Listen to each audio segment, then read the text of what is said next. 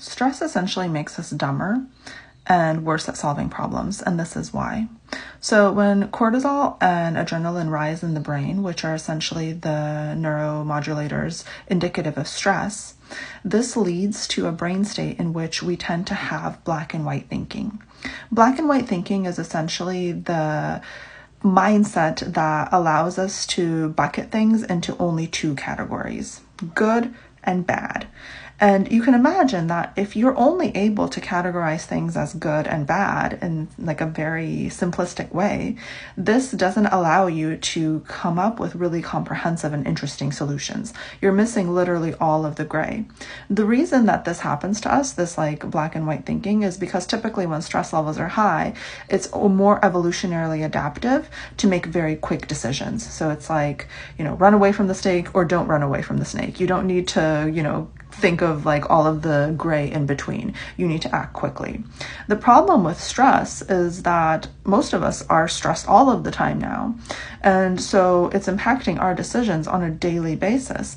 We have this like bad and good decision-making framework that isn't really serving us. Additionally, when stress is high in the brain, we tend to have a hyper focus in our vision and in our thinking. And so we kind of ignore all of the periphery and all of the other information that's important for us.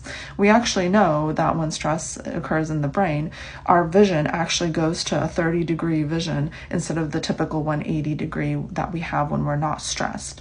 So in this way, stress does make us dumber and it makes us make poorer decisions because it doesn't allow us to understand all of the complexities in a decision process, all of the other options that might have been amazing options, but we were not able to see them because we only see two buckets, good and bad.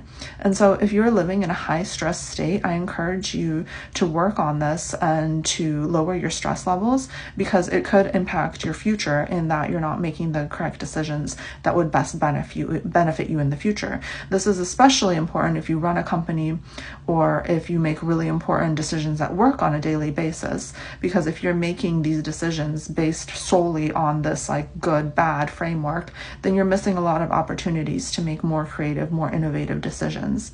If this is something you'd like to work on, I encourage you to schedule a intro session in my bio. I can offer some strategies for you to move out of this stress state right away so that you can make better decisions in your life.